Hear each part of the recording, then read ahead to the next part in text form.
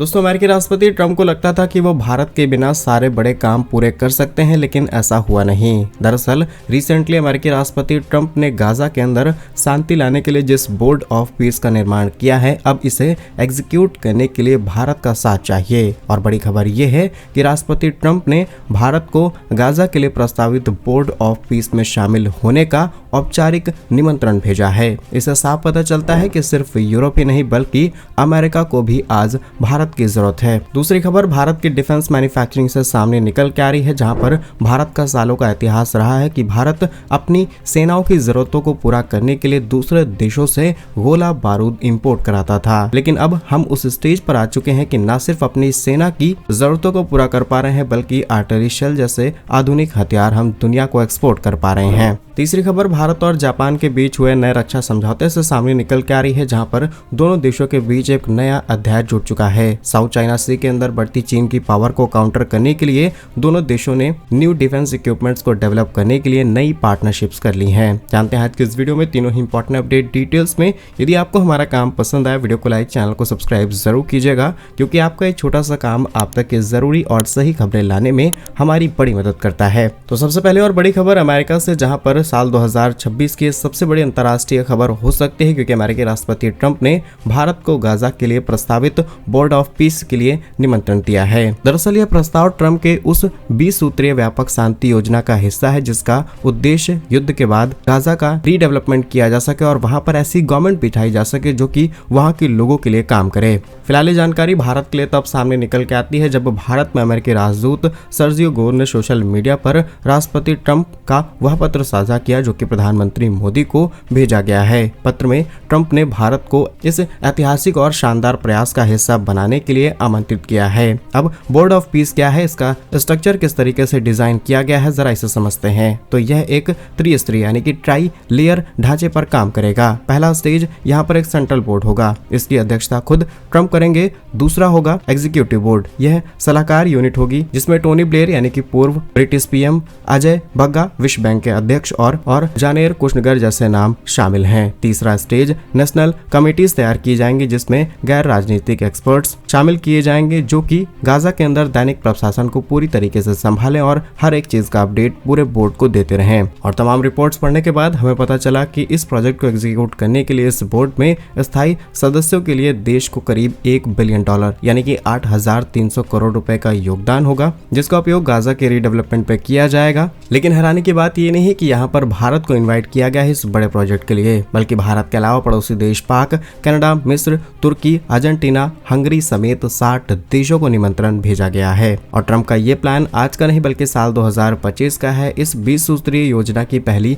तस्वीर 20 सितंबर 2025 को सामने आती है और नवंबर 2025 में संयुक्त राष्ट्र सुरक्षा परिषद यानी कि यूनाइटेड नेशन सिक्योरिटी काउंसिल ने प्रस्ताव को 2803 के माध्यम से इसका समर्थन भी किया था। बाकी इजराइल और फिलिस्तीन को लेकर के आप भारत का स्टैंड जानते हैं। भारत दोनों ही देशों को देश मानता है और अपना न्यूट्रल स्टैंड रखता है। इसीलिए संयुक्त राष्ट्र में जब भी भारत के सामने प्रस्ताव आता है कि किसी एक पक्ष का सपोर्ट किया जाए तो भारत वोटिंग करने से ही बचता है। लेकिन ट्रंप ने जो बोर्ड ऑफ पीस बना करके तैयार किया है ये आगे चल के कई अंतर्राष्ट्रीय संस्थानों को चुनौती दे सकता है। दरअसल आज संयुक्त राष्ट्र सुरक्षा परिषद है, संयुक्त राष्ट्र है और बहुत सारे ऐसे संस्थान काम कर रहे हैं जो कि इस तरीके की वैश्विक बहाली के लिए काम करते हैं। फिर चाहे वो किसी भी देश के अंदर लोकतंत्र लाना हो या फिर अनस्टेबल गवर्नमेंट को सही तरीके से रन करना, ये सारे काम यूनाइटेड नेशंस की तरफ से किए जाते हैं। लेकिन ट्रंप सारी जिम्मेदारी अपने सिर पर लेते हुए एक नया बोर्ड ऑफ पीस तैयार कर रहे हैं, जिससे आगे चल के कई देशों के अंदर जो चल रही उथल पुथल है उसे कंट्रोल किया जाएगा। दैट मीन्स कि संयुक्त राष्ट्र की वैल्यू को कहीं ना कहीं कम किया जाएगा और आगे चल के ट्रंप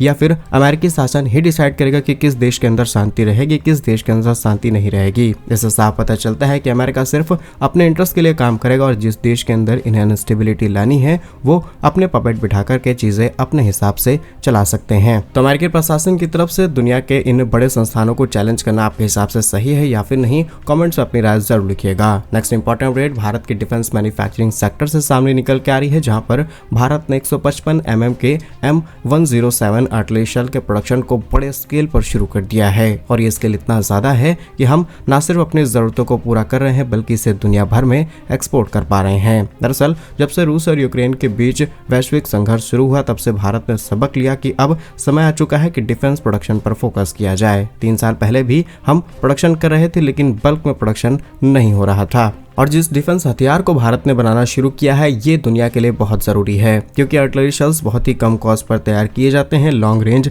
ये हमला कर सकते हैं और सबसे बड़ी बात इस छोटे हथियार की प्रोडक्शन कॉस्ट भी बहुत ज्यादा कम आती है। यानी कि किसी युद्ध में लंबे समय तक बने रहने के लिए आपको ऐसे हथियार चाहिए और इनको चलाने के लिए आर्टिलरी शेल्स यानी कि तोपखाने के गोले भारत ने बढ़ाने शुरू कर दिए हैं। और भारत अब न केवल अपनी सेना की जरूरतों को पूरा कर रहा है बल्कि दुनिया के लिए गोला बारूद हब बनकर के उभरा है। और अब जानते हैं इस रिपोर्ट की सारी डिटेल्स। दरअसल 155 mm के M107 भारतीय सेना के गोले भारतीय सेना की बोफोर्स, धनुष और K9 वज्र तोपों के लिए सबसे जरूरी हथियार बन चुके हैं। साल 2026 की शुरुआत तक भारत का सार्वजनिक और निजी क्षेत्र के अंदर प्रोडक्शन कैपेसिटी को कुछ इस लेवल पर बढ़ाया जा चुका है कि भारत अब एक्सपोर्ट के लिए अलग अलग कंट्री से बात कर रहा है, क्योंकि करंटली भारत को जितने हथियारों की जरूरत है भारत ने उस कोटे को फुल कर लिया है और जितना प्रोडक्शन किया जा रहा है उसे एक्सपोर्ट किया जाएगा। अगर हम आपको आंकड़े बताएं तो सरकारी कंपनी मॉरिशस इंडिया लिमिटेड ने अपनी प्रोडक्शन कैपेसिटी को डबल कर दिया है। इनके साथ ही अडानी डिफेंस, भारत फोर्ज जैसी प्राइवेट कंपनीज ने भी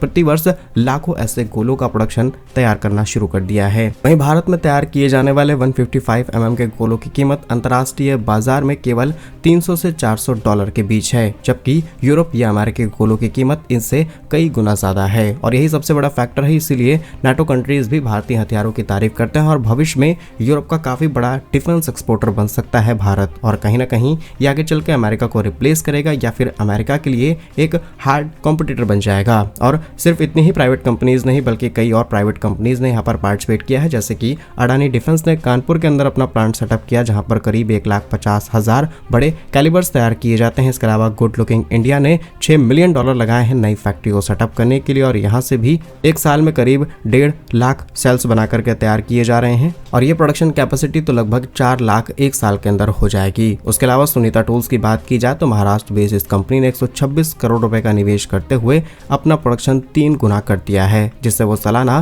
3.6 लाख गोले बना रहे हैं। नेक्स्ट इंपॉर्टेंट अपडेट भारत के विदेश मंत्रालय से सामने निकल के आ रही है, जहां पर रिसेंटली रिपोर्ट्स बताई गई कि भारत और जापान के बीच रक्षा संबंधों का एक नया अध्याय जुड़ चुका है। जहां पर भारत के विदेश मंत्रालय ने पुष्टि की है कि दोनों देशों ने कई सैन्य उपकरण परियोजनाओं पर विचार करना शुरू कर दिया है और स्पेशली 16 जनवरी 2026 को जब दिल्ली में आयोजित 18वें भारत जापान स्ट्रेटेजिक संवाद के दौरान विदेश मंत्री एस जयशंकर और जापानी समकक्ष तुतुश्मी मोटेगी इस रक्षा सहयोग की समीक्षा की है। भारत और जापान के रक्षा संबंध अब न केवल खरीद बिक्री तक सीमित रहेंगे बल्कि को डेवलपमेंट और को प्रोडक्शन पर भी फोकस किया जा रहा है। विदेश मंत्रालय के प्रवक्ता रणधीर जायसवाल के अनुसार दोनों देश मेक इन इंडिया पहल के तहत जापान के एडवांस टेक्नोलॉजीज भारत में लाने पर काम कर रही हैं और इसमें जो सबसे बड़ी फ्लैगशिप परियोजना है वो है यूनिकॉर्न यानी कि यूनिफाइड कॉम्प्लेक्स रेडियो एंटीना, जिसका कॉन्ट्रैक्ट हमने लास्ट ईयर ही कंप्लीट कर लिया था, क्योंकि हमारे जो छोटे मोटे युद्धपोत पानी के अंदर तैरते रहते हैं उसमें बहुत सारे एंटीनास लगे होते हैं, लेकिन जापान ने इन सभी एंटीनास को मर्ज करके एक सिंगल एंटीना तैयार किया है जो कि अब भारतीय नेवी में भी इस्तेमाल किया जाएगा। तो क्या कुछ कहना है आपका इस वीडियो पर, कमेंट्स अपनी राय जरूर लिखिएगा। भारत कैसे ही वीडियोस पाने के लिए वीडियो को लाइक, चैनल को सब्सक्राइब जरूर कीजिए। वंदे मातरम, भारत माता की जय।